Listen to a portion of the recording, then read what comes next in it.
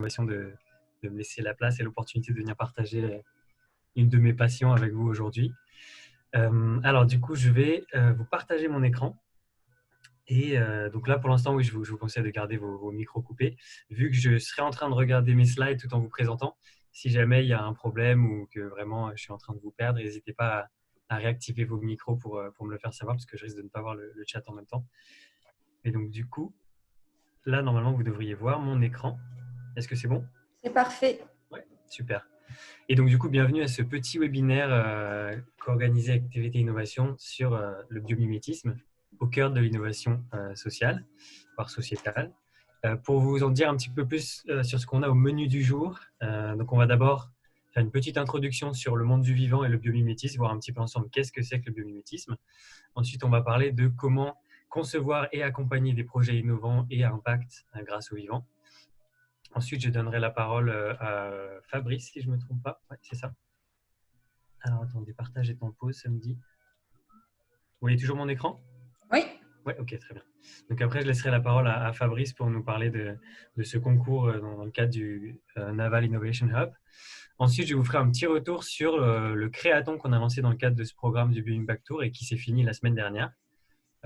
Ensuite, je vous en dirai un petit peu plus sur les prochaines étapes pour collaborer sur ce programme et au-delà, parce que du coup, ce programme se répète d'année en année. Et on aura une petite session questions-réponses à la fin, si vous avez des questions.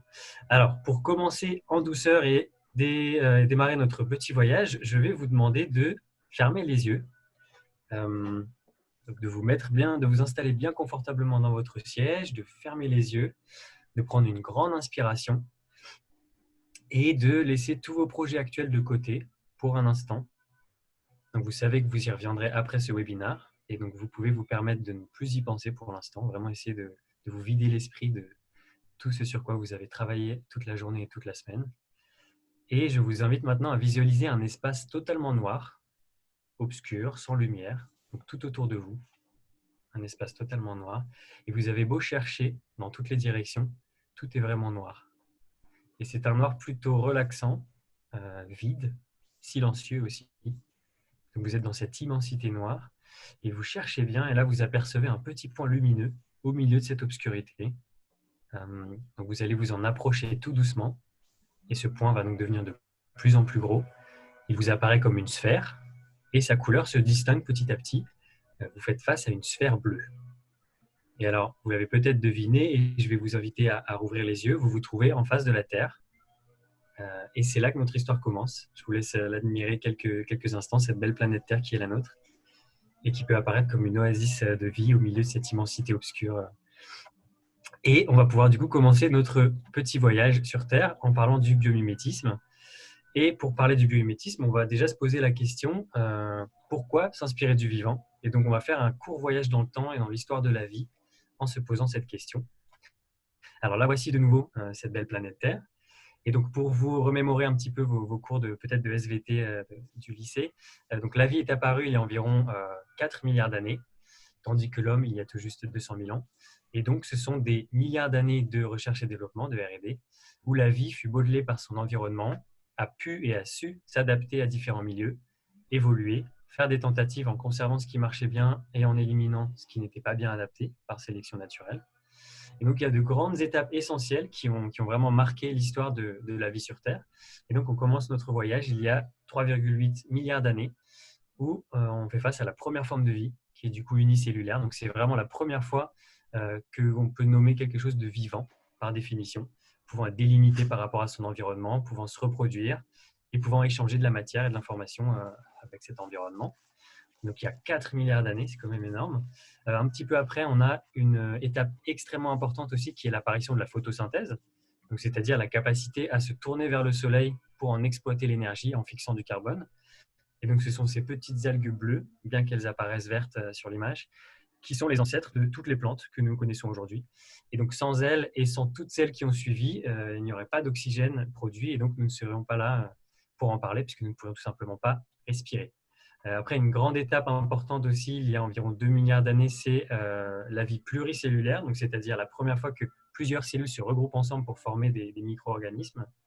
À peu près en même temps, on a les premiers noyaux qui apparaissent dans les cellules, qui vont permettre de protéger notamment l'ADN. Et donc, nous sommes les descendants de ces cellules qui ont décidé de faire un petit bout de chemin ensemble. Très rapidement, une sacrée diversité s'installe dans les mers, puisqu'il faut se rappeler que la vie est apparue a priori dans les mers et que ça a mis un certain temps pour que les vertébrés sortent de l'eau. Donc, premièrement, les vertébrés ont colonisé les océans avec une sacrée diversité. Les premières plantes sont sorties de l'eau et peu après, les premiers animaux. Ces animaux donc, qui vont ramper sur Terre et former petit à petit la vie animale terrestre et donc nos ancêtres. Vient ensuite l'apparition des arbres, donc ces structures qui grandissent tout en hauteur et poussent toujours plus haut pour aller capter la lumière du soleil et nourrir leur feuillage. Ces arbres, au passage, qui hébergent une énorme part de la biodiversité terrestre et créent une partie de l'air que nous respirons. Ensuite, il y a les majestueux dinosaures que nous connaissons bien, qui apparaissent et qui colonisent tranquillement la planète pendant de nombreuses années. Juste après, les tout premiers mammifères. Leur différence avec les dinosaures, c'est pas grand-chose au final, si ce n'est qu'ils ont le sang chaud et qu'ils ont des poils. Donc nous, mammifères, sommes peu de choses finalement. Ensuite, un épisode dont on a entendu parler qui est l'extinction massive des dinosaures. Donc, que ce soit un volcan, une météorite, une combinaison des deux. Dans tous les cas, donc, c'est une phase massive d'extinction où les dinosaures périssent, tandis que quelques mammifères survivent, et nous avons de la chance du coup, et prennent petit à petit le dessus sur Terre. Ensuite, on accélère un petit peu, on va à 60 millions d'années, donc on se rapproche déjà un peu plus de nous. Et on se rapproche petit à petit de l'espèce humaine avec les premiers primates ou proto-primates, dont les plus petits pesaient 120 grammes seulement. Donc nous avons nos ancêtres sous les yeux. Puis, petit à petit, les hominidés, la plupart des grands singes que nous appelons plus intelligents que le reste. Et on se rapproche petit à petit, vous pouvez probablement sentir venir la suite, avec des proto-humains, puis Homo sapiens, autoproclamé doublement sapiens dernièrement d'ailleurs, il y a tout juste 200 000 ans. Donc si on remet tout ça, on voit qu'on apparaît vraiment à la fin, et cette fresque n'est vraiment pas du tout à l'échelle. Si on mettait ça dans l'échelle de ce webinaire d'1 h 30, en fait, l'espèce humaine n'apparaîtrait qu'aux dernières 0,3 secondes.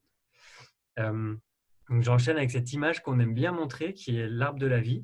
Donc en fait, l'échelle de temps commence au milieu et va dans les deux directions, à droite et à gauche.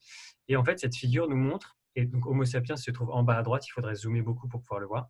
Et ça nous montre qu'en fait, nous sommes une espèce parmi tant d'autres et que toutes les espèces sont au sommet de leur évolution et que ce n'est pas l'espèce humaine qui est au sommet de l'évolution et que toutes les espèces ont donc eu autant de temps, sinon beaucoup plus que nous, pour évoluer et elles sont donc de manière générale bien mieux adaptées à leur environnement que nous le sommes. Et donc, nous ne sommes pas au sommet de l'évolution.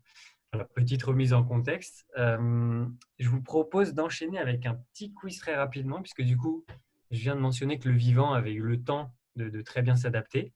Et donc, je vous propose un petit quiz rapide où je vous pose par exemple la question de comment le vivant s'adapte au froid. Et je vous laisse éventuellement mettre des idées dans le chat sur Zoom de quelque chose qui vous passe par la tête de comment le vivant s'est adapté au froid. Je vous laisse quelques secondes pour nous donner quelques pistes dans le chat et après je vous en donnerai quelques-unes aussi. Alors les poils et les plumes, ouais, tout à fait. Les poils qui vont du coup isoler et garder la chaleur à l'intérieur. Le tardigrade se laisse congeler, c'est vrai. Le tardigrade est un vrai champion. Il y a pas mal de docu sur le tardigrade qui est assez impressionnant. Hibernation, développer de nouvelles compétences. Ouais, tout ça est très bien. Je vais vous en partager quelques-unes. Il y a pas mal d'exemples assez intéressants, notamment les manchots qui ont une stratégie, par exemple, d'échange de chaleur, qui vont se regrouper en formant une sorte de gros câlins collectifs afin de conserver leur chaleur tout en ayant des rôles tournants.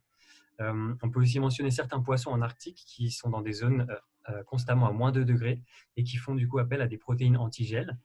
Certaines grenouilles également utilisent ces mêmes protéines et peuvent être partiellement cryogénisées tout en conservant leurs organes et fonctions vitales. Un exemple dont j'aime bien parler, c'est l'ours polaire. Donc les longs poils blancs en fait cachent une fourrure un peu plus courte en dessous qui va servir d'isolant et une peau beaucoup plus foncée en dessous de ces poils. Et donc en fait les poils courts permettent de conserver la chaleur. Les longs poils blancs se comportent un petit peu comme des fibres optiques et permettent de capturer la lumière et vont protéger de l'eau également. Et cette lumière est donc absorbée par la peau qui est plus foncée et qui est cachée sous ce pelage blanc. Qui sont des adaptations assez incroyables.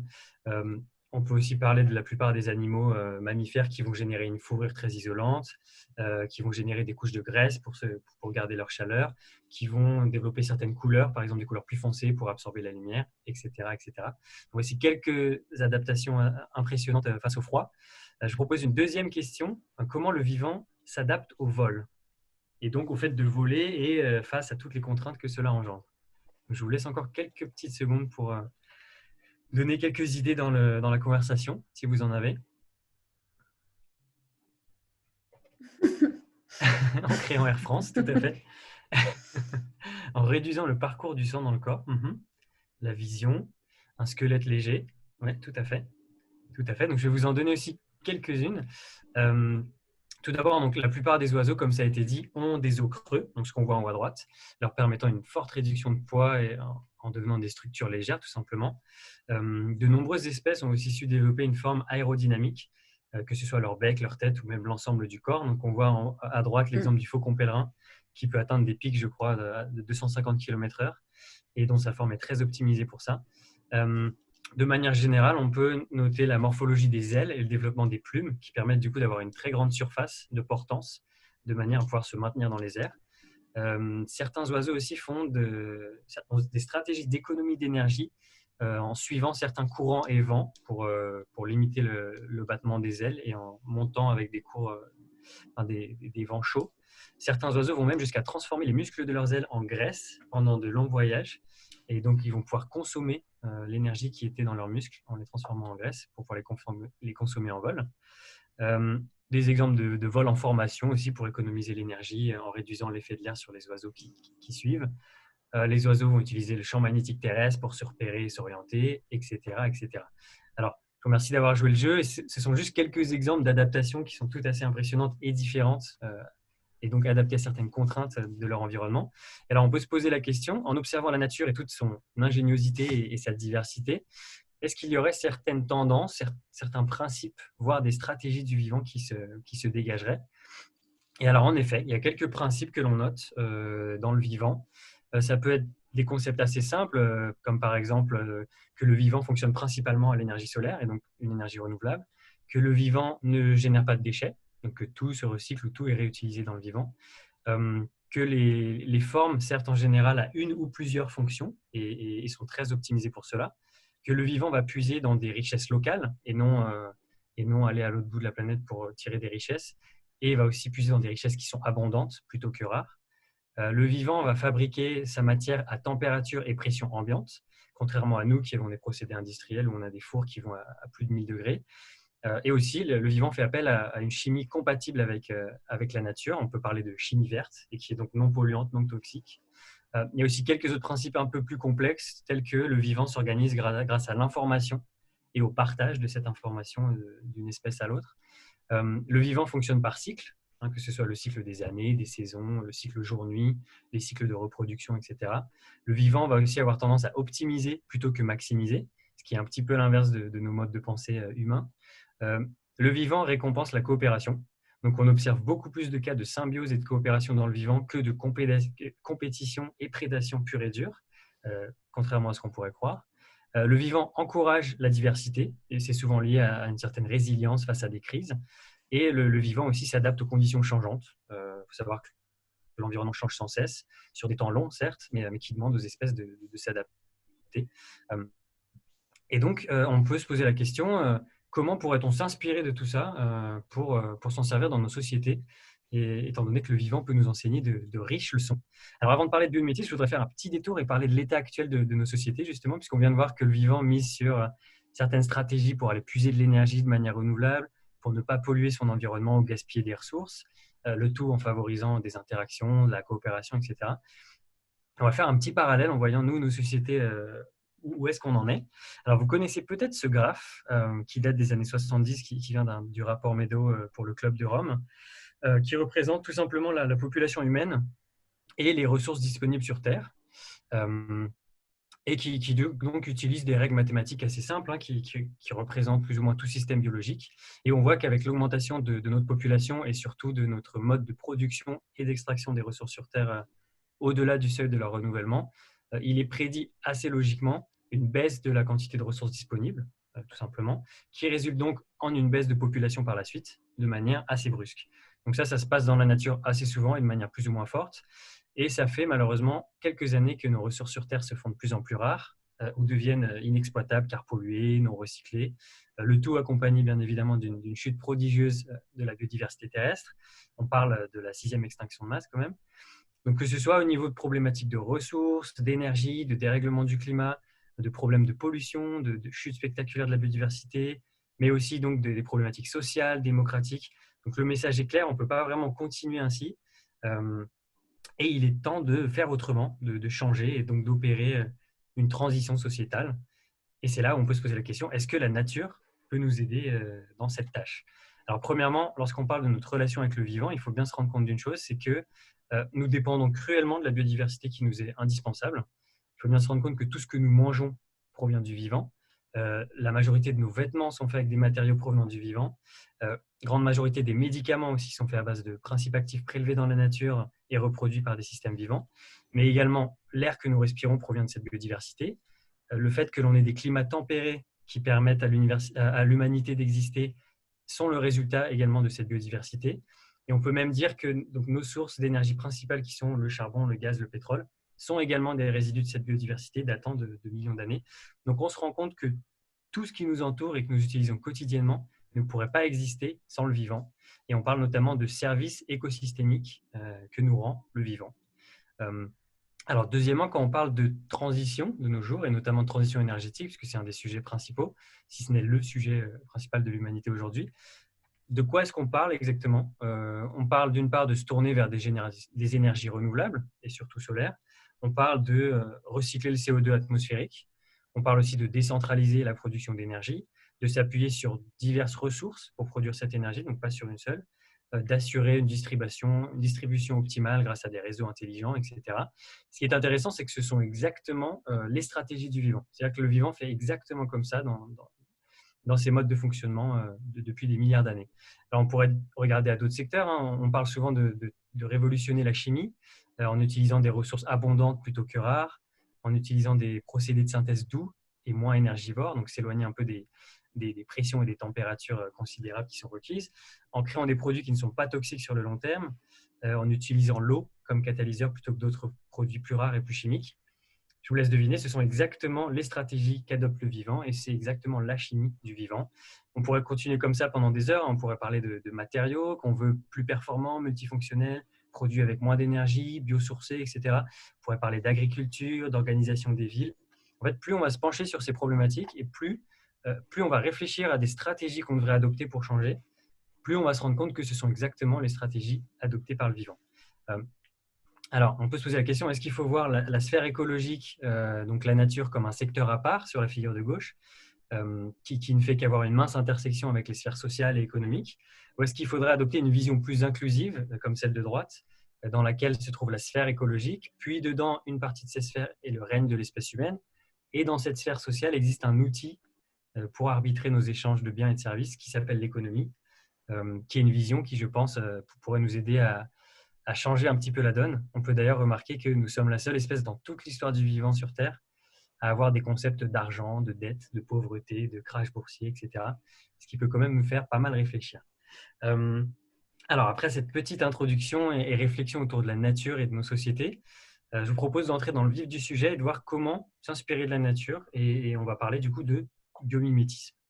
Alors, tout d'abord, le mot biomimétisme. Donc, il provient tout d'abord du terme bios, du grec ancien qui signifie la vie, et du terme mimesis, qui signifie imiter. Donc, les deux ensemble ont donné naissance à ce terme biomimétisme, que l'on peut définir comme une philosophie et des approches conceptuelles interdisciplinaires, donc faisant appel à plusieurs disciplines, prenant comme modèle la nature afin de relever les défis du développement durable, que ce soit social, environnemental ou économique. Alors, petite précision, développement durable, ici, ce terme ne fait pas vraiment référence à une justification de croissance économique infinie, mais plutôt à une approche de pérennité de l'espèce humaine, se développant de manière durable, en harmonie avec le vivant qui l'entoure, etc. Parce que c'est un terme qui parfois est remis un peu en question dans les sphères écologiques. Je voulais préciser ça. Et donc, l'idée de s'inspirer du vivant, au final, c'est pas vraiment nouveau. Hein. De tout temps, l'homme a observé la nature qui l'entoure et s'en est inspiré, que ce soit pour des questions de survie, pour éviter l'empoisonnement, pour des activités plus artistiques et créatives. Donc, on connaît tous les dessins de Léonard de Vinci qui datent du XVe siècle, qui représentent des machines volantes inspirées des ailes d'oiseaux et de chauves-souris. On peut aussi dire que les tribus amérindiennes qui avaient pour habitude de porter des ailes d'oiseaux sur leur tête, c'est une forme d'inspiration du vivant également. Ou encore la grotte de Lascaux, où l'on retrouve de magnifiques peintures qui représentent les animaux de leur environnement, qui est également une manière de s'inspirer du vivant, finalement, qui se trouve autour de nous. Alors, il faut quand même distinguer plusieurs termes. On peut tout d'abord parler de bio-inspiration ou de biomorphisme. Donc là, ça représente le fait de s'inspirer du vivant ou d'imiter simplement sa forme, pour des raisons en général principalement esthétiques. On a l'exemple de l'aéroport Saint-Exupéry à Lyon, dont la gare TGV a une forme inspirée de l'envol d'un oiseau. Ou encore, un exemple encore plus simple, cette table qui prend la forme d'un flamant rose, ou la Sagrada Familia dont on pourrait parler, dont les formes sont inspirées du vivant. Donc là, c'est vraiment juste s'inspirer de la forme parce que c'est esthétique et pas du tout dans une approche fonctionnelle. Après, on parle de biomimétique. Donc la biomimétique étant qui représente un peu la formalisation de l'approche pour l'innovation, donc c'est-à-dire s'inspirer du vivant pour innover.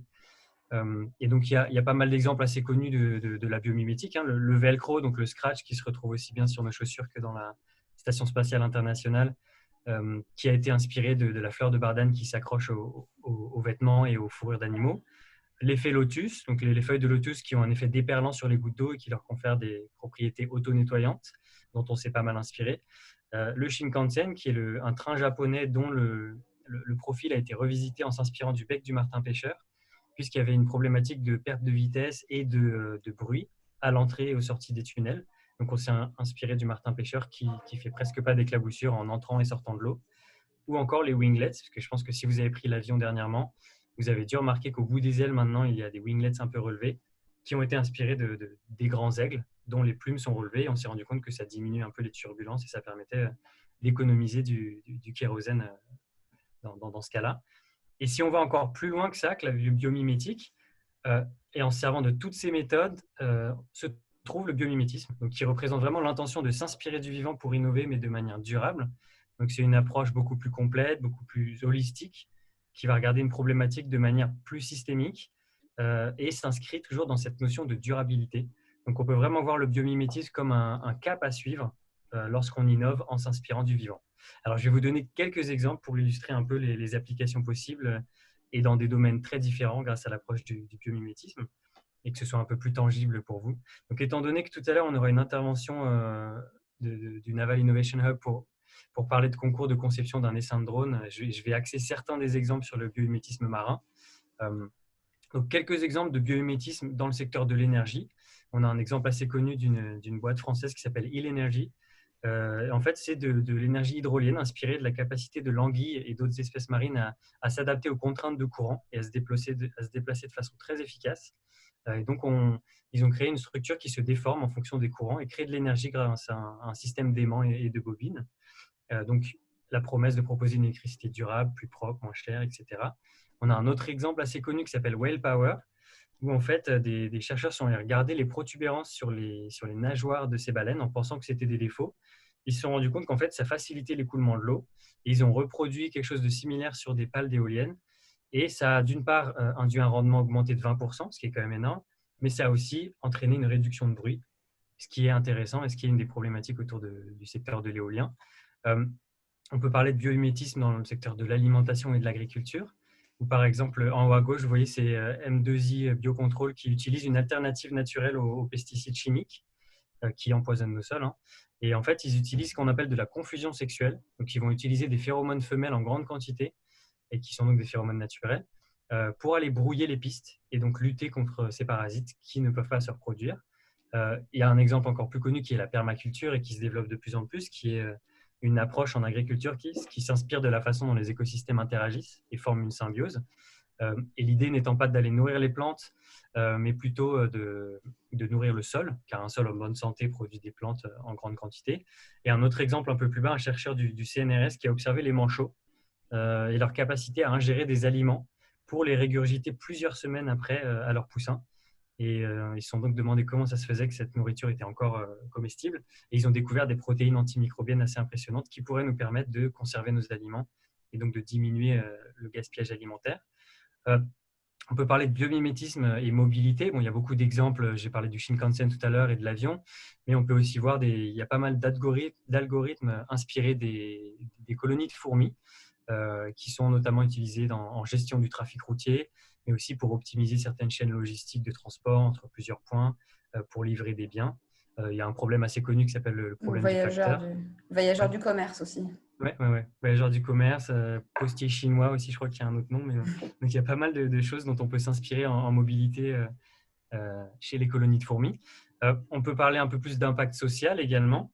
Donc, les exemples que j'ai pris avant peuvent aussi avoir un impact social, surtout si c'est dans l'alimentation, les énergies renouvelables, etc.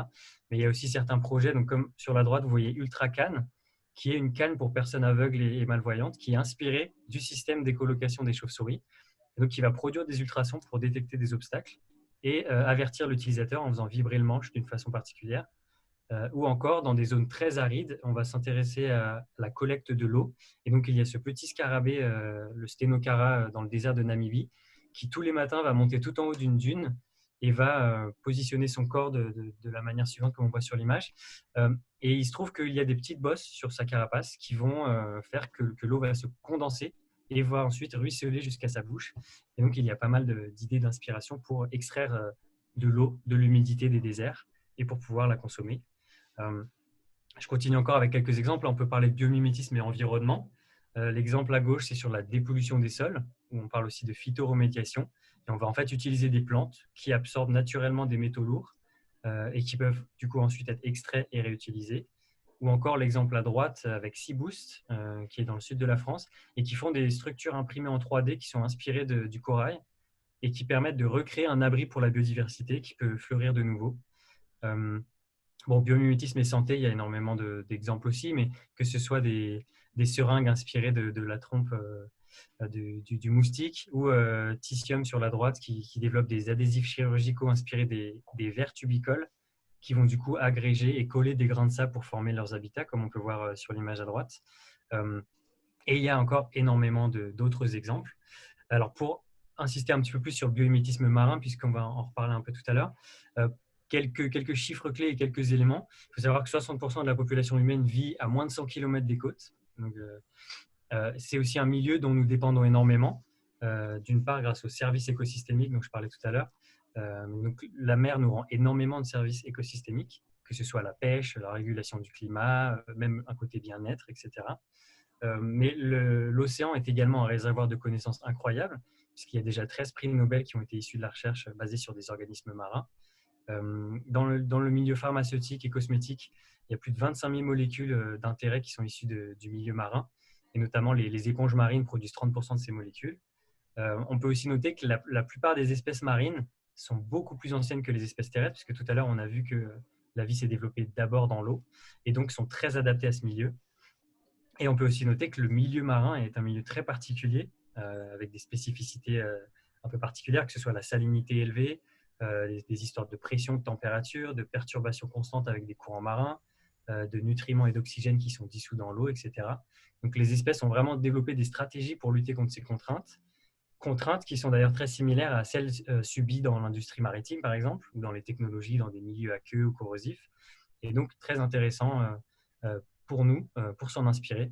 Ça peut être aussi dans la mobilité, l'intelligence collective en regardant les bancs de poissons, etc. etc. Euh, alors, je passe maintenant à la partie suivante où on va parler d'émergence et d'accompagnement de projets bio-inspirés dans une optique d'impact sociétal. Euh, alors tout d'abord, il faut savoir que le biomimétisme, c'est tendance. Et donc l'intérêt autour du biomimétisme n'a cessé de croître ces dernières décennies.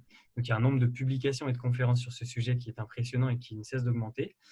Bien sûr, les États-Unis et la Chine sont les principaux contributeurs mondiaux en termes de publications, bien que l'Europe, si on additionne tous les pays les plus actifs, ça représente quand même plus d'un tiers des publications mondiales. Donc il y a une vraie montée en puissance du biomimétisme. Euh, le biomimétisme est en forte croissance en Europe.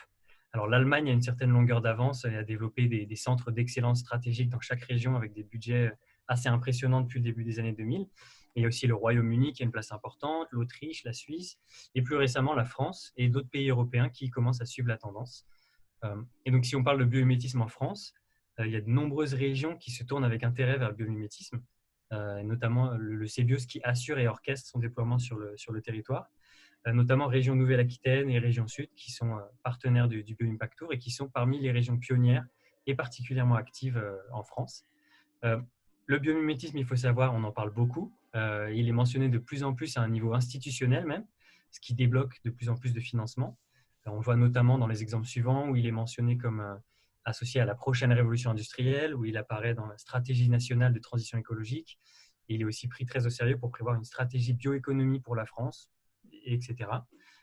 Et si on parle de développement durable, le biomimétisme a aussi été identifié comme un levier puissant pouvant contribuer à au moins 11 des 17 objectifs de développement durable de l'ONU et s'inscrit donc clairement dans une optique de résolution d'enjeux sociétaux avec un très fort potentiel qui est de plus en plus reconnu. Alors, afin de concevoir des projets bio-inspirés, donc d'en faire émerger tout d'abord, il y a plusieurs enjeux clés qui sont en cours de développement en France et même au-delà. Tout d'abord, il y a un enjeu à développer des méthodologies un peu unifiées d'innovation bio-inspirée qui seraient faciles à prendre en main, utilisables à grande échelle, etc. Il y a un enjeu de former les acteurs et les actrices de l'émergence de projets entrepreneuriaux pour qu'ils puissent se saisir de ces thématiques et accompagner à la création de projets. Il y a un enjeu à injecter, entre guillemets, des réflexions sur le biomimétisme et la bio-inspiration dès les phases d'idéation de projet, donc le plus en amont possible dans la création de projet. Un enjeu à faire comprendre que les lignes conductrices du vivant peuvent nous aiguiller dans la résolution de la majorité de nos problématiques sociales et environnementales, donc de bien faire le lien le plus tôt possible entre biomimétisme et impact, de rendre les ressources scientifiques de plus en plus accessibles et exploitables par toute personne voulant explorer le vivant à la recherche de solutions innovantes et impactantes. Et enfin, de faire connaître au grand public les opportunités d'innovation sociétale, de contemplation, de reconnexion au vivant, etc. Si on parle maintenant d'accompagner des projets bio-inspirés, donc que ce soit accompagner à la création de projets bio-inspirés ou d'accompagner des projets et des entreprises qui existent déjà en les aidant à se transformer par le biomimétisme, on a d'autres enjeux qui s'inscrivent et s'ajoutent dans la continuité de ceux évoqués précédemment.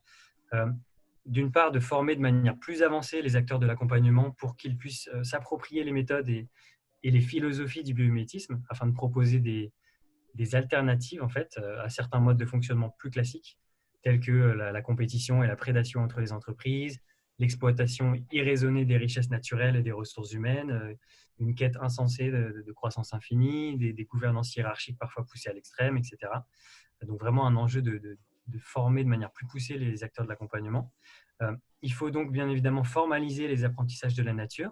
Donc il y a de plus en plus de travaux qui existent sur le sujet, en les transformant en méthodologies d'accompagnement qui peuvent être utilisables par les structures de l'accompagnement.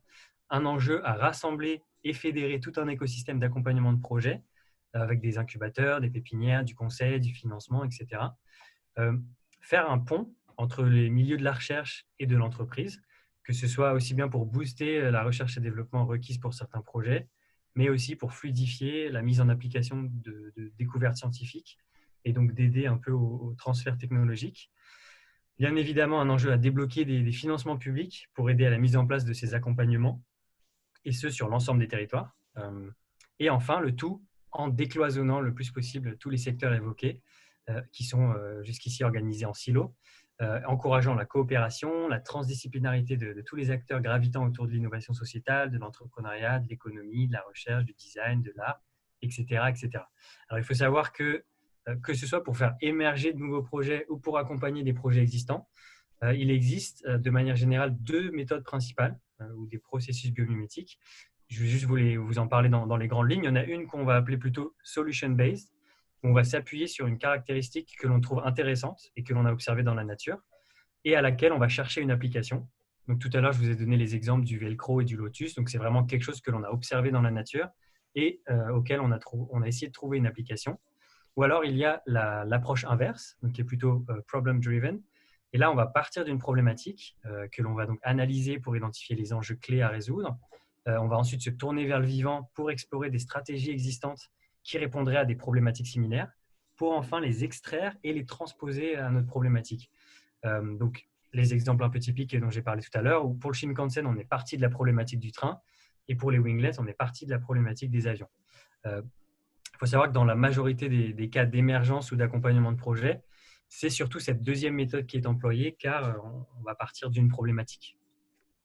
Donc, face au constat, d'une part, d'un développement accéléré du biomimétisme ces dernières années et d'un engouement pour l'entrepreneuriat social et sociétal, le tout baigné, bien sûr, dans un contexte de crise en tout genre, hein, sociale, environnementale, climat, biodiversité, économie. Donc, nous avons lancé, ensemble avec le CBIOS, qui est du coup le réseau principal du biomimétisme et qui fédère tous les acteurs, amorce des dynamiques sur le territoire, etc., avec New Corp Conseil, qui est une agence de conseil bio-inspirée qui est notamment à l'origine de la Biomime Expo, qui est l'événement majeur en France sur le biomimétisme, et Make Sense, qui fait émerger et accompagne les entrepreneurs à projet à impact sociétal. On a créé donc un nouveau programme qui se situe vraiment au croisement de l'entrepreneuriat social et du biomimétisme. Notre objectif étant de mêler ces deux mondes pour vraiment générer une vague de projets entrepreneuriaux à impact, inspirés du vivant, et donc le tout en mettant l'approche du biomimétisme au devant de la scène, donc vraiment faire connaître le biomimétisme au grand public et essayer d'inspirer l'ensemble de la population à s'y diriger. Donc, il faut savoir que le Biomimpact Tour qui est en train de s'achever, initialement, c'était un Tour de France, donc en présentiel avec des déplacements, des événements, etc. Comme vous pouvez vous en douter, avec la crise sanitaire que l'on a connue, on a dû un petit peu tout revisiter, donc on a fait un tour en ligne. Mais donc, du coup, le Bioimpact Tour s'appuie sur 5 régions principales. Il a bien fallu trancher pour cette première édition. Donc, on était dans les Hauts-de-France, la Bretagne, l'Île-de-France, Nouvelle-Aquitaine, région Sud. Et le Bioimpact Tour a été financé par des acteurs publics comme la région Sud et la région Nouvelle-Aquitaine, mais aussi des acteurs très différents comme L'Oréal et RTE, Réseau de transport et d'électricité. Et donc, on peut aussi saluer la diversité de ces sponsors et qui amène un côté pluridisciplinaire au programme. Et on aime beaucoup la pluridisciplinarité, comme vous l'aurez peut-être compris dans le biomimétisme. Alors, vous en dire un petit peu plus sur ce Biomimpact Tour. En gros, il a été revisité et composé de 4 phases principales. Donc, la première phase, c'était vraiment une phase de mobilisation des partenaires locaux qui s'est tenue en février et mars. Donc, on a eu plus d'une trentaine de partenaires locaux dans nos 5 régions, avec qui on a organisé des temps d'échange afin de co-construire certains temps forts et mettre en commun nos ressources. Ensuite, il y a eu une deuxième phase plutôt d'embarquement des partenaires au mois d'avril, où on a eu une soixantaine de personnes venant de 25 structures de l'accompagnement qui ont été initiées au biomimétisme lors de webinaires un peu similaires à celui-ci, à la suite desquels de nombreuses envies d'aller plus loin ont été exprimées afin de pouvoir accompagner des projets à la bioaspiration. On a eu ensuite une troisième phase qui était plutôt de la sensibilisation et de la communication au grand public, aussi bien en biomimétisme qu'à l'ESS. Ça, c'était courant mai, où on a mis beaucoup de contenu sur les réseaux sociaux, hein, que ce soit Facebook, LinkedIn, des articles, des vidéos, des podcasts. On a eu aussi pas mal de conférences en ligne pour vraiment faire parler de ces thématiques. Et enfin, la quatrième phase qui vient de s'achever, qui est un programme en ligne de 4 semaines qui s'appelle un créaton, dont je vous reparlerai un peu plus tard, pour l'émergence de projets à impact bio-inspiré. Et voilà, j'y reviendrai un petit peu plus tard. Et maintenant, je vais passer la main donc, à Fabrice Poussière du Naval Innovation Hub pour pouvoir nous expliquer un petit peu, nous parler de ce concours. Donc Fabrice, je te laisse la main. Est-ce que tu as du contenu à projeter? Est-ce que tu veux que j'arrête mon partage d'écran? Attends, il faut que tu actives ton... Voilà, ça y est. On t'entend, Fabrice. Hélas, mon seul contenu, c'est ma photo. Hein, donc C'est très bien. Elle est très bien. Elle est très bien. Est-ce que tu veux que je laisse cette image à l'écran ou est-ce que tu veux que non, j'enlève et non, qu'on je te pense voit qu'on peut plutôt l'enlever. Ok. Tout le monde a lu, c'est bon. Donc, Fabrice Poussière, effectivement, je représente le Naval Innovation Hub de Naval Group. Et je viens ici pour parler du projet Swarms, qui est effectivement doublement bio-inspiré. Bio-inspiré sur son sujet, parce qu'on cherche à faire des essaims de robots pour des applications marines. Donc, je ne sais pas si vous êtes familier avec ce domaine d'expertise, mais un peu comme l'exemple qui a été montré sur les fourmis, qui a permis d'améliorer les performances des GPS. En gros, ce qui nous intéresse, c'est le logiciel des animaux sociaux qui ont évidemment une intelligence collective, comme les fourmis, comme les étourneaux, et voire même les cellules, la logique des cellules, la logique collaborative, pour effectivement construire la technologie, le logiciel autour de ces essaims de robots, tout simplement parce que La nature nous donne un exemple où, effectivement, elle est très performante, très résiliente. Tout simplement, sur l'exemple des étourneaux. Les étourneaux se défendent de leurs prédateurs en faisant une sorte de nuée qui est capable de changer de mouvement. Et ça a deux effets. Premier effet, c'est qu'effectivement, cette nuée, elle est mouvante. Vous pouvez voir ces images si vous faites murmuration sur YouTube ou vous faites essaim d'étourneaux. Vous allez voir ces nuées qui sont déjà d'une part très belles et impressionnantes. Et en gros, c'est une stratégie du vivant pour se protéger des prédateurs en bougeant et aussi en surchargeant cognitivement leurs prédateurs. C'est-à-dire que le cerveau du prédateur est vraiment incapable de définir quel est cet objet. C'est plus un étourneau esselé qui est facile à croquer. Ça devient une immense nuée, voire même on va dire un bio-organisme multicellulaire. Alors ça, c'est utilisé par les poissons, c'est utilisé par les fourmis. Et il y a des stratégies de déplacement, de protection qui sont très intéressantes pour des applications marines. Je vous donne juste un exemple, mais si vous voulez faire de l'océanographie, si vous voulez scanner les fonds marins pour des raisons scientifiques, en gros, peut-être que les meilleures stratégies, c'est des robots qui sont bio-inspirés par le comportement des fourmis. Ça, c'est la première inspiration, on va dire, de notre projet. La deuxième aussi, c'est qu'on pense écosystème. Donc, on n'a pas du tout de vocation prédatrice. Nous, ce qui nous intéresse en tant que fournisseur de la marine française, ce qui nous intéresse, c'est qu'il y ait de la technologie bio-inspirée de ce type-là qui soit sur le territoire français et sur le territoire européen. Et en gros, notre démarche, c'est plutôt de créer une communauté, de l'inspirer avec des concours, de façon à expérimenter, de se reposer un peu comme les fourmis sur l'intelligence collective, et puis pour qu'il se crée peut-être des startups, pour que des PME puissent faire un peu de R&D, que des chercheurs puissent expérimenter sur des essaims de drones qui sont de grande taille, parce que c'est problématique. Vous imaginez bien, si vous faites un robot à 2000 €, si vous voulez faire expérimenter un essaim de 1000 individus, il faut faire 1000 fois 2000 €, ça coûte très cher. Donc, les chercheurs, des fois, n'ont pas les financements pour travailler sur ces sujets-là. Du coup, on pourra leur offrir, et sans aucune naïveté économique, bien sûr que les industriels seront intéressés à récupérer ces technologies-là, mais quelque chose que les industriels ont des fois du mal à faire, c'est expérimenter de manière frugale. Se mettre d'accord aussi et essayer de comprendre un peu tout l'écosystème, etc. C'est aussi une opportunité pour les industriels d'aller vite, d'expérimenter et de rattraper le retard par rapport aux États-Unis ou à la Chine qui peuvent mettre des millions de dollars ou des millions de cerveaux sur le sujet. Donc voilà, c'est une communauté. On travaille avec TVT Innovation et System Factory. On anime tout ça sur un Facebook. Et la communauté est en train de naître. On est pour l'instant 80 à être intéressés par le sujet. On a créé ça il y a à peine 2 mois. Et c'est d'expérimenter, c'est d'avoir des petits robots alors qu'ils soient soit volants, soit flottants, soit, c'est pas coulant, mais sous-marins, et d'amener de la valeur par ce biais-là.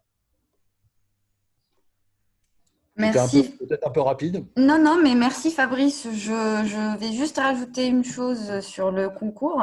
Donc, on est ravis parce qu'on commence à être vraiment nombreux. Une grande communauté qui ne cesse de s'agrandir. Et puis, je voulais juste rappeler quelques dates justement pour ce concours. Donc, vous avez jusqu'au 30 juillet pour déposer pour vous inscrire surtout sur notre plateforme Innovation System Factory ou via la page Facebook Swarms, le groupe Swarms. Et puis par la suite, la date de clôture pour le dépôt de projet, ça sera le 9 septembre. Donc vous avez jusqu'au 30 juillet pour celles et ceux qui souhaitent participer ou encore faire partie de la communauté. Je voulais aussi recommander un ouvrage. Je ne sais pas si vous le voyez bien. Pulp Fiction. un super ouvrage avec pas mal de recueils que vous venez de citer juste avant, d'exemples d'innovations inspirées par le vivant. C'est juste une pépite. Et page 53, ça parle dessin de robots. Voilà. Bien équipé. Justement, on parlait de la question de ressources aujourd'hui qui est très importante sur le biomimétisme. Je ne sais pas, mais tu peux le confirmer ou me corriger, Phil. Je pense que vous travaillez aujourd'hui sur une plateforme de ressources à mettre à disposition des gens qui s'intéressent à ces thématiques. Oui, tout à fait, c'est ça. Ouais. Donc, si j'ai bien compris la question, donc, on parle, je pense, de ressources pour les porteurs de projets. Oui, Je n'étais tout pas à sûr si fait. c'était une question sur les ressources utilisées par le vivant, mais donc, si c'est le cas. Tout à fait, c'est-à-dire qu'il y a pour l'instant très peu de ressources qui sont accessibles à une personne lambda qui aimerait développer son projet. Et donc, nous, dans le cadre du BioImpact Tour et notamment du Créaton dont je vais vous parler dans un instant, on a développé un certain nombre de contenus pédagogiques avec nos partenaires pour l'émergence de projets, pour accompagner justement ces porteurs et porteuses de projets, et aussi des méthodes pour aller chercher l'information sur le vivant de manière plus simple, puisque c'est quand même une barrière assez forte, puisqu'il faut aller lire des articles scientifiques, qui peut être un langage pas forcément accessible à tout le monde. Et donc, il y a certaines plateformes qui commencent à être créées et qui essaient de rendre cette exploration du vivant un peu plus accessible. Et donc, à la suite de cette première édition du BioImpact Tour, une de nos capitalisations, on pourrait dire, ou de formalisation de ce qu'on a fait, c'est qu'on va développer une plateforme qui sera pour les porteurs et porteuses de projets, où ils pourront trouver un ensemble de ressources sur la bio-inspiration qui pourra être adaptée à leurs besoins en tant qu'entrepreneur. Exactement. Ok, bon, on va commencer peut-être, on va passer à la dernière partie avant de laisser peut-être une dizaine ou quinzaine de minutes à la fin pour un petit échange entre tout le monde. Donc, alors juste, je précise toutes vos questions, si vous avez des questions en cours de route, n'hésitez pas à les mettre sur le chat et on les reprendra à la fin de l'intervention de Phil pour répondre à chacun. Ça marche. Et si vous avez des questions pour Fabrice aussi, n'hésitez pas, oui. Pour ne pas que j'ai toute la vedette aujourd'hui. Alors, je vais vous repartager mon écran du coup. Hop. Alors, on arrive de nouveau sur le visage de Fabrice. Ne t'inquiète pas, je change ça. Alors, je vais vous faire quelques retours sur ce créaton qui est du coup une des étapes dans notre BioImpact Tour. Alors, ce créaton est du coup un programme 100% en ligne, puisque du coup, on a dû un peu revisiter toutes nos activités du fait de la crise Covid. Donc, programme 100% en ligne sur 4 semaines qui vise à accompagner des équipes à faire émerger de nouveaux projets entrepreneuriaux à impact, le tout en puisant de l'inspiration dans le monde du vivant. Donc, à quoi ce créaton ressemblait? Donc, c'était, comme je l'ai dit, sur 4 semaines, où la première semaine était vraiment choisir, puis aller explorer, creuser une problématique sociétale. Donc, bien comprendre l'écosystème, bien comprendre les causes racines de cette problématique, bien comprendre la cible, les parties prenantes, etc. Une fois que cette première semaine était achevée, on a demandé aux participants d'essayer vraiment d'extraire les principes clés qu'ils vont pouvoir utiliser pour aller explorer le vivant. Et donc, on a appelé ça des fonctions.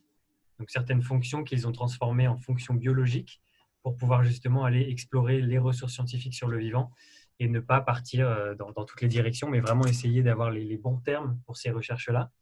Donc, c'était la semaine 2, une grande exploration du vivant pour essayer de trouver des stratégies intéressantes qui répondraient à certaines fonctions liées à leurs problématiques. Une fois cette deuxième semaine achevée, et donc une fois un certain nombre de modèles biologiques choisis par nos participants, la troisième semaine était sur la conception de solutions bio-inspirées. C'est-à-dire qu'à partir de ces modèles biologiques, ils ont essayé d'en extraire quelques recettes, on pourrait dire des recettes de design, des recettes qui peuvent être remises dans le contexte de leur problématique pour générer de nouveaux concepts. Donc, il y a une phase un peu brainstorming, une phase d'idéation pour générer des concepts répondant à ces problématiques-là. Et ensuite, à la dernière semaine, donc la quatrième semaine, il leur a fallu, à l'aide de certains filtres, choisir la solution, donc le concept sur lequel l'équipe voulait continuer à travailler. Et ils ont constitué une petite feuille de route en se projetant dans la suite de leur aventure entrepreneuriale, On leur a fait remplir un business model canvas un peu revisité avec des notions de bio-inspiration, de circularité, etc. Et ils ont aussi rencontré une structure de l'accompagnement. Donc, pour se rendre un peu compte de à quoi ressemble ce programme sur 4 semaines, donc, on avait chaque équipe en fait faisait partie d'une conversation WhatsApp. Donc, on avait des échanges sur WhatsApp tous les jours pendant 4 semaines, que ce soit pour les encourager, pour vérifier qu'ils n'avaient pas du mal à remplir certains outils, certains canvas, ou pour partager des documents, etc. Et pour aussi que les équipes puissent partager entre elles. Il y avait aussi une sorte de boîte à outils, donc une plateforme en ligne où on leur mettait les canvas, les ressources, les outils dont ils avaient besoin. On leur débloquait une section de la boîte à outils chaque semaine. Donc, ils ne pouvaient pas aller trop vite. Et on leur débloquait chaque semaine les outils dont ils avaient besoin.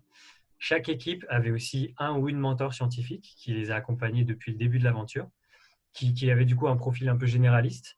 Mais l'idée était vraiment d'aider l'équipe à prendre un peu de la hauteur, à identifier les bonnes ressources, à identifier les bons modèles biologiques, à aider éventuellement s'il y a une difficulté dans la compréhension de ces contenus scientifiques. Ensuite, lors de la dernière semaine, il leur fallait plus de compétences sur le développement de projets. Donc, on a attribué à chaque équipe un ou une mentor au profil plus accompagnement de projet qui les a aidés du coup également à se poser les bonnes questions, à remplir ce business model canvas, à se projeter dans les prochaines étapes, dans le cas où les équipes voudraient continuer ce projet-là. Et le tout animé tous les lundis d'une grande session pédagogique en plénière, où donc tous les participants et participantes étaient en ligne et on leur expliquait le contenu, l'apprentissage, la méthodologie de la semaine pour un peu initier la mise en pratique de la semaine. Pour ce créaton, on a eu la chance d'avoir des partenaires pédagogiques vraiment géniaux. Donc, on voit ici Tariq Shekchak et Gillian Graves.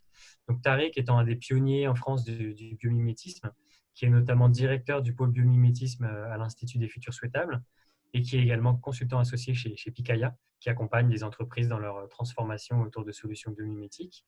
Et Gillian Graves, qui est plutôt du côté designer. Il est fondateur de l'agence Big Bang Project, qui est spécialisé dans la conception d'innovations bio-inspirées. Il est aussi enseignant-chercheur et il y a un master notamment qui a ouvert récemment à l'ENSI, Nature Inspired Design, donc un master de design autour du biomimétisme dont il est responsable. Il est aussi enseignant à Sciences Po Paris. Donc ces deux partenaires nous ont vraiment aidés à développer tous les contenus et toutes les méthodologies qu'on a pu utiliser pendant ce créaton. Quelques chiffres un peu pour illustrer ce créaton. Donc on a eu plus d'une centaine de participants qui venaient vraiment de plusieurs régions de France et de profils très variés. Donc, on pensait vraiment avoir une majorité d'étudiants. En fait, on a eu tout juste un tiers d'étudiants et on a eu des salariés, des personnes sans activité ou en reconversion, quelques chercheurs, etc. Donc, c'était vraiment une variété très intéressante dans les profils. On a eu donc des participants et participantes répartis en 24 équipes de 3 à 5 personnes. On a eu plus d'une quarantaine de mentors.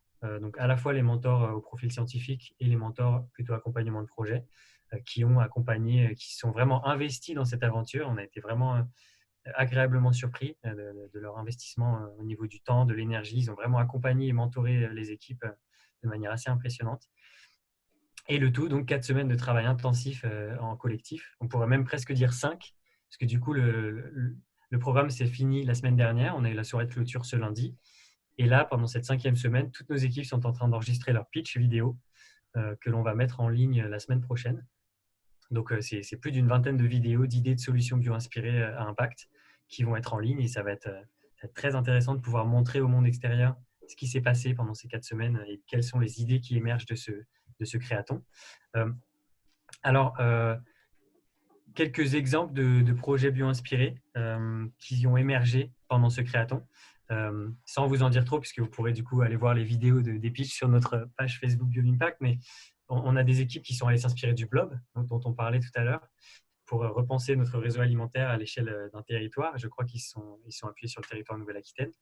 On a une équipe les gens ne connaissent pas forcément ce que c'est que le blob, Phil. Ok, alors le blob, c'est un organisme assez surprenant qui s'apparente à une sorte de champignon et qui en fait donc c'est un organisme unicellulaire mais qui vit en colonie et qui forme des réseaux assez impressionnants. Et en fait, on s'en inspire beaucoup comme tout à l'heure, on parlait des fourmis dont on s'inspirait pour des algorithmes d'optimisation de routes.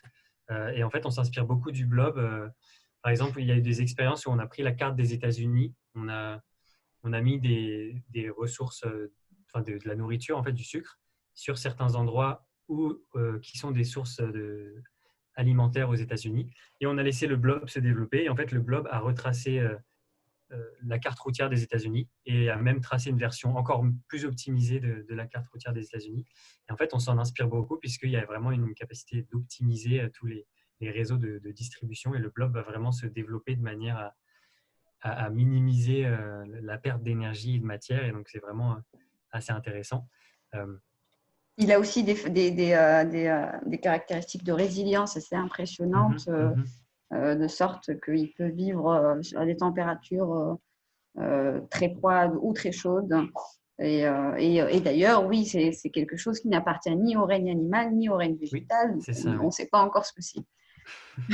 Un peu comme le mycélium, le champignon, qui est aussi un entre-deux entre Oui. végétal et l'animal. Oui, tout à fait. Qui est assez intéressant. Il me semble qu'il y a pas mal de documentaires sur le blog qui sont vraiment passionnants.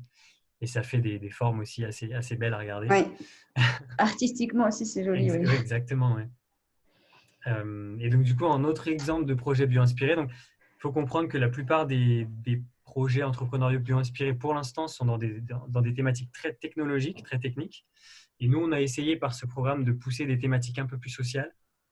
Et donc, on a été très content de voir d'autres thématiques comme une équipe qui s'inspire du râteau-pneu pour réduire l'isolement social des personnes âgées et répondre à leurs besoins d'interaction sociale. Voilà un exemple assez intéressant. On a hâte de voir ce que ça donne. Une autre équipe est allée s'inspirer du lézard cornu pour aller extraire, capter, puis stocker et restituer l'eau douce dans le but d'augmenter son accessibilité en milieu urbain. Une autre équipe, par exemple, s'est inspirée du récif corallien pour concevoir une sorte d'accueil d'urgence des réfugiés qui prend en compte à la fois les différentes dimensions de leurs besoins humains et pour vraiment les préparer à leurs nouvelles conditions de vie. Donc une thématique très forte socialement. Ou d'autres qui se sont inspirés de la méduse pour réduire, principalement en zone littorale, la teneur en charge polluante et la teneur en CO2 dans les eaux, donc avec des problèmes d'acidification de l'eau. Et donc, il faut imaginer qu'il y a 24 équipes avec 24 thématiques différentes qui sont vraiment allées piocher dans des sujets très variés. Donc, on a très hâte de voir ces vidéos et on est très, très content. Donc, on verra si, je ne pense pas que tous ces projets donneront suite, parce qu'il y a eu beaucoup de personnes qui ont participé par curiosité, mais c'est vraiment très intéressant de voir ce qui a émergé de ce créaton. Et alors, pour la suite, pour nos équipes et pour même tout porteur de projet qui se lancerait, donc il y a quelques programmes dont on leur a parlé, qui sont par exemple le programme Sprint, qui est créé par Make Sense, qui ressemble un petit peu au créaton qu'on leur a fait vivre, qui est un programme en ligne dématérialisé sur 6 semaines, où on va proposer aux porteurs de projet d'aller explorer leurs parties prenantes et leurs cibles, d'aller à leur rencontre, etc. Donc vraiment une phase empathique dans la création de projet. Un autre sprint est plutôt pour le prototypage, donc pour aller un petit peu plus loin. Une fois qu'on a fait le premier programme, on peut faire le deuxième. On leur a parlé aussi d'une nouvelle plateforme que Make Sense a développée qui s'appelle Spot, qui est une plateforme gratuite où n'importe qui peut s'inscrire, peut créer une fiche pour décrire son projet. Et à partir de cela, les porteurs et porteuses de projets auront accès à tout un tas de ressources thématiques, de ressources qui vont les accompagner dans les différentes étapes clés de la création de leur projet et de leur développement, passage à l'échelle, etc. Avec aussi des mentors que l'on peut solliciter sur différents thèmes gratuitement, etc. Donc vraiment dans une idée d'open source et pouvoir proposer un accompagnement dématérialisé et un peu un esprit communautaire d'interaction entre les projets sur cette plateforme en ligne. On leur a parlé bien évidemment du Biomime Challenge. Donc, je ne sais pas si certains ou certaines d'entre vous ont entendu parler de la Biomime Expo que j'ai mentionné tout à l'heure, qui est un peu l'événement phare. Alors, moi, j'en ai entendu parler lors de la soirée de clôture, mais si tu peux nous en dire un mot, ce serait bien. En fait, c'est vraiment l'événement qui rassemble tous les acteurs du biomimétisme en France. Ça fait, je crois, depuis 4 ans que ça se tient à Paris au mois d'octobre. Et donc là, c'est la 5e édition qui va, on l'espère, se tenir au mois d'octobre à Paris, à la Cité des Sciences. Et donc, c'est un événement qui est soit sur un jour, soit sur 2 jours, où il y a vraiment à la fois des conférences, des ateliers, des démonstrations de chercheurs, pas mal d'ateliers pour se rencontrer. Il y avait quelques ateliers liés à l'entrepreneuriat. Enfin, il y avait vraiment tout un tas d'activités. Et c'était vraiment un événement pour amorcer des dynamiques, créer des rencontres, des collaborations, etc. Et il se trouve que dans le cadre de cette Biomime Expo, il y a un concours de projets bio-inspirés qui s'appelle le Biomime Challenge. Et donc, où nos équipes et d'autres équipes peuvent s'inscrire et donc leur dossier sera revu par un jury et il y aura des finalistes qui viendront pitcher sur la grande scène de la Biomime Expo. et avec un chèque à la clé, etc. Donc, c'est à la fois une grosse opportunité de networking, mais aussi de visibilité, d'avoir un petit peu d'argent à la clé. Donc, voilà un petit peu les opportunités au sortir de ce créaton. Les opportunités qui sont pour l'instant un peu limitées dans le secteur du biomimétisme. Et donc, c'est un des enjeux principaux au développement de projets à impact bio-inspirés. Et donc, notre vision, on vise vraiment le développement d'un réseau d'accompagnement sur cette thématique, sur l'ensemble du territoire, en coopération avec tout l'écosystème d'accompagnement de projets. Et c'est ce qu'on a initié du coup avec certains webinaires qu'on a proposés à des structures de l'accompagnement. Et donc, les prochaines étapes éventuelles pour collaborer avec nous sur le Bioimpact Tour et même au-delà. Donc, tout d'abord, les offres d'accompagnement se développent peu à peu dans le milieu du biomimétisme, donc notamment avec le CBIOS, dont c'est le corps de métier et que j'ai mentionné tout à l'heure, qui fédère tous les acteurs et lance des dynamiques à la fois d'enseignement, à la fois de recherche, qui met vraiment en lien de nombreux acteurs sur le territoire et amorce de nombreux travaux avec les régions, etc. On a New Corp Conseil, dont j'ai parlé aussi, qui est co-organisateur de ce Bioimpact Tour, qui donc du coup est une agence de conseil bio-inspirée, qui met vraiment en avant une approche décloisonnée de l'innovation et travaille beaucoup avec les RSE, etc. On a aussi d'autres entreprises qui se lancent dans l'accompagnement et dans le conseil en bio-inspiration. Donc, on a Bioxégie et Picaya qui font de l'accompagnement aux entreprises. Bioxégie étant plus d'un point de vue technique et axé vraiment recherche et innovation, des collaborations avec de la recherche et développement, etc. Et l'autre, Picaya, étant avec une approche un peu plus globale, passant plus par de la stratégie, de la permaéconomie, de nouveaux modèles économiques, etc. On a aussi un acteur américain qui est un des acteurs fondateurs, on pourrait dire, du biomimétisme dans le monde, qui est le Biomimicry Institute, qui a développé toute une section pour le business development, et dont la plupart est en open source aussi, qui est très intéressante. Et il y a des ressources gratuites en ligne. Il y a aussi une version de Business Model Canvas un peu revisitée, beaucoup de templates, etc. Ce qu'il faut noter, c'est que bien qu'il y ait ces quelques acteurs qui accompagnent au développement de projets et sur tout le territoire au biomimétisme, il y a quand même un cruel manque d'accompagnement sur l'ensemble du territoire pour une quantité grandissante de porteurs de projets à impact. Et donc, on veut vraiment massifier cet écosystème de l'accompagnement autour du biomimétisme pour l'innovation sociétale. Et donc, à ce stade, après le créaton, les possibilités de collaborer avec nous sont les suivantes. Ça peut être de nous envoyer certaines opportunités. Donc, si vous êtes des structures d'accompagnement de projets, ça peut être vraiment intéressant de nous envoyer des opportunités ou des appels à projets qu'on va pouvoir relayer auprès de nos équipes pour celles qui veulent pousser leurs idées plus loin et vraiment développer leurs projets. De proposer même de l'accompagnement ou du mentoring pour ces projets en leur partageant certaines de vos expertises. Donc, si ça vous intéresse, vous pouvez nous contacter pour en savoir plus et être mis en relation avec des projets en fonction des thématiques qui vous intéressent, de la géographie, etc. Ça peut être tout simplement de nous aider à donner de la visibilité aux projets et aux tours en général, notamment en partageant donc les pitch vidéos dont je parlais tout à l'heure qui vont être postées sur notre page Facebook la semaine prochaine. Ce sera intéressant de pouvoir vraiment montrer qu'en 4 semaines, on peut vraiment faire émerger des projets très intéressants en allant s'inspirer du vivant et sur des thématiques beaucoup moins technologiques que ce qu'on pense. Donc voilà, en relayant des posts LinkedIn, en parlant dans vos réseaux respectifs, etc. Et enfin, en préparant et en co-construisant la prochaine édition du Bioimpact Tour 2021, et donc en amorçant les discussions ensemble à partir de la rentrée pour vraiment massifier un peu l'impact de ce programme.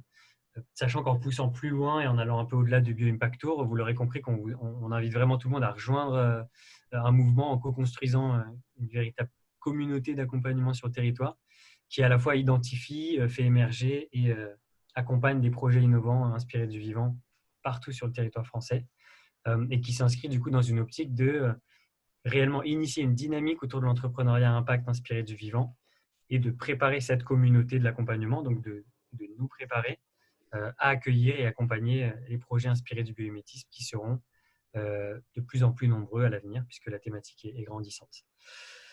Voilà pour ma part. On a du coup une petite vingtaine de minutes. Oui, oui, ça tombe bien puisqu'on est vendredi, donc on va dire qu'on est plutôt bien. Exactement. Alors, j'avais une première question et après, je laisse directement les gens peut-être prendre la parole. Vous pouvez activer, il me semble, vous pouvez vous-même activer vos micros. Pardon. Si jamais ce n'est pas le cas, je reprendrai la main. Et donc, il y a Madame Hélène Lelièvre qui pose la question qui voudrait savoir s'il y a une structure européenne sur le thème du biomimétisme. Alors, une structure européenne dans le sens, une sorte d'instance un peu publique entre plusieurs États, il n'en existe pas à ma connaissance. Par contre, il y a des réseaux internationaux qui se construisent. Et notamment, il y a Biomimicry Europa, qui est du coup un réseau qui fédère pas mal d'acteurs sur l'ensemble de l'Europe. Donc voilà, il n'y a pas encore de structure, par exemple, lancée par l'Union européenne. Ce serait vraiment génial. Mais il y a quand même des réseaux qui essaient de lancer de faire un partage de connaissances entre les différents acteurs et actrices du biomimétisme en Europe et même au-delà. J'espère que ça répond à votre question. Pour la réponse. En fait, effectivement, je me demandais aussi s'il y avait des programmes européens qui poussent particulièrement ce sujet dans les appels à projets européens. Alors, il me semble qu'il y en a quelques-uns, oui. Et donc, il y a certaines personnes au CBIOS avec moi qui répondent à ces appels à projets. Alors, je ne les ai pas en tête ici. Il me semble qu'il y a certains appels à... Mais en tout cas, il y en a quelques-uns, mais qui ne sont pas axés biomimétisme, mais qui sont plutôt axés, que ce soit deep tech ou oui, d'accord, dans lequel climat, on peut essayer de s'inscrire, exactement, ouais. Okay. Et d'amener le biomimétisme comme une des solutions à ces problématiques-là. Merci beaucoup. Bon, je suis désolée, je n'ai pas été au début, donc je ne sais pas s'il y a un tour de table. Je suis arrivée en cours. Oui, mais rassurez-vous, on n'a pas fait de tour de table. D'accord.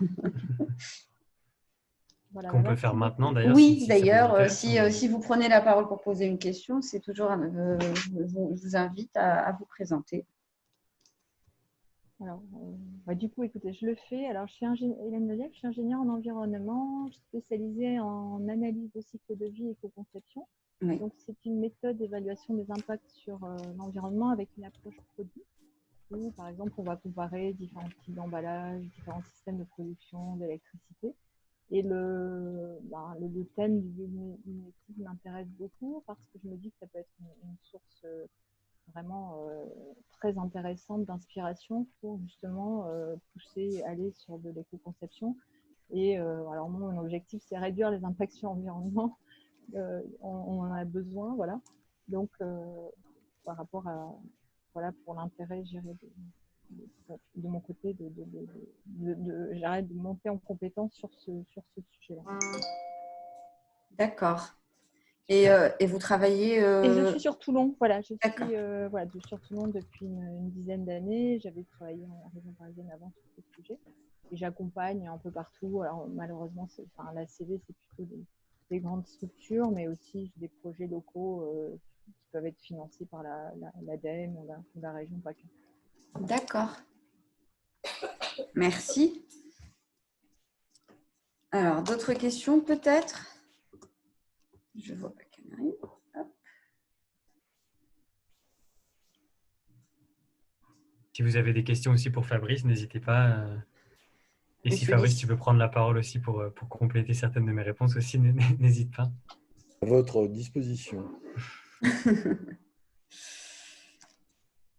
Alors moi, j'avais une question justement sur l'intérêt du prototypage justement dans ce type pour ce type de solution. Est-ce que vous avez, lors du créaton, passé par une phase de prototypage quelconque pour n'importe quel défi d'ailleurs? Alors, pas encore. Faut dire que le temps nous a un peu manqué. Il faut savoir qu'à la base, on visualisait des ateliers sur des demi-journées lors de nos déplacements. Donc, on a quand même rallongé à 4 semaines, ce qui est déjà génial. Mais c'est vrai qu'on était vraiment sur de l'émergence, sur de l'idéation. Et donc, à la fin, là, c'est vraiment ils vont peut-être le faire là.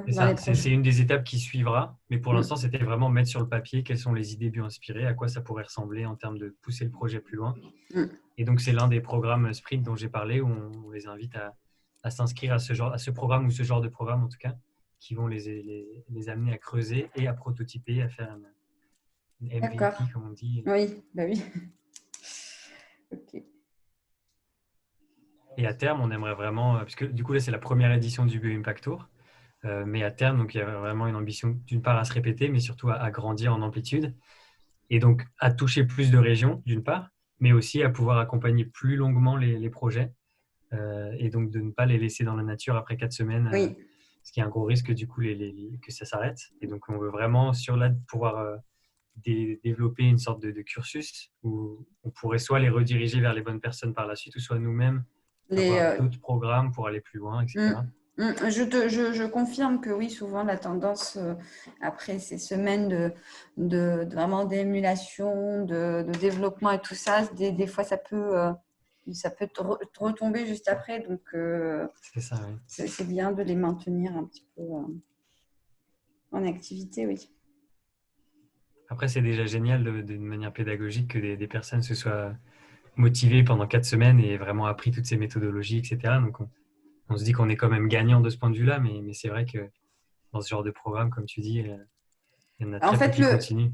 Le fait est que la crise sanitaire a eu quand même un double effet, à la fois compliquant un peu les choses, l'organisation, la logistique, mais à la fois, tu disais tout à l'heure que c'était finalement pas que des étudiants, donc il y avait pas mal de gens finalement qui ont profité de cette période pour faire autre chose, pour s'amuser un peu aussi, et puis pour s'intéresser à d'autres domaines que le leur. Et ça fait que dans les équipes que moi j'ai vues la dernière fois, oui, il y avait pas mal de gens adultes et qui n'avaient a priori aucune compétence, aucune connaissance de tous ces sujets, mais qui s'en sont plutôt pas mal sortis. C'est clair, oui. Donc ça a été une vraie aubaine d'une certaine manière ouais. pour ce programme-là. Tout à fait. Ça peut avoir un impact positif sur quelques activités, c'est tant mieux. Mais... Oui, bien sûr. C'est le but, encore une fois, aujourd'hui de cette rencontre. Je rappelle que le webinaire a été enregistré et qui sera mis en ligne sur la chaîne YouTube de System Factory. Nous n'hésiterons pas à vous renvoyer le lien si vous voulez revoir ou si vous voulez partager à vos réseaux respectifs. Je pense que je vais passer juste la main à Phil et après on va clôturer peut-être la session. Si tu as encore quelque chose à rajouter par rapport à des échéances ou à la rentrée, on t'écoute. Écoutez, pas grand-chose à ajouter, si ce n'est de répéter on sent vraiment un potentiel énorme dans le biomimétisme et ça se fait sentir de plus en plus. Et plus on en parle et plus les gens découvrent cette approche, plus ils se rendent compte que ça fait du sens en fait, que c'est logique d'aller voir comment fait la nature qui est là depuis bien plus longtemps que nous et qui est donc bien mieux adaptée et plus en harmonie avec le vivant. Tout à fait. Et donc, on voit vraiment une opportunité très forte, nous, chez Make Sense, d'apporter le biomimétisme comme un outil pour aider à l'innovation sociétale et pour vraiment aider au changement de trajectoire de nos sociétés.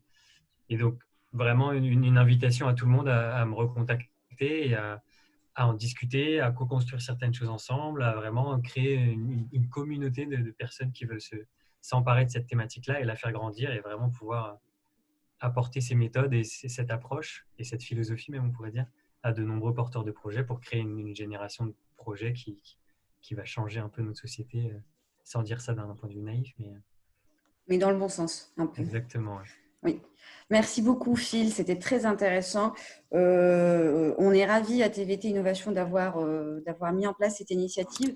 Je te propose d'ores et déjà de nous rappeler d'ici la rentrée, peut-être cette fois-ci, pour organiser un événement présentiel, si tout se passe Avec bien plaisir. d'ici là. Comme ça, on pourra réellement aussi... on pourra vous rencontrer et vous aussi rencontrer notre écosystème.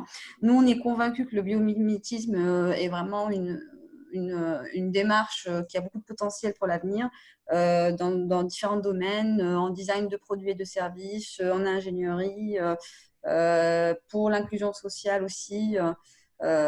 Et donc, on est convaincus que les solutions issues des solutions dites bio-inspirées, finalement, peuvent être des réponses à certains de nos besoins, mais surtout des réponses qui sont en phase avec nos valeurs. Et à l'avenir, je pense qu'il faut se recentrer justement sur certaines valeurs si on veut que l'avenir soit meilleur. Alors, peut-être, juste une dernière chose. Voilà, donc Phil nous a laissé son contact, c'est gentil. Et je remercie tout le monde, merci beaucoup. Je vous souhaite une bonne fin de journée, un bon week-end. Merci un bon week-end du 14 juillet, alors. Un bon week-end prolongé. Voilà, merci beaucoup à tous. Très bonne soirée. Merci beaucoup. Merci beaucoup. Merci à tout le monde et merci Leïla. Merci à toi, Phil. Au revoir. À bientôt. À bientôt.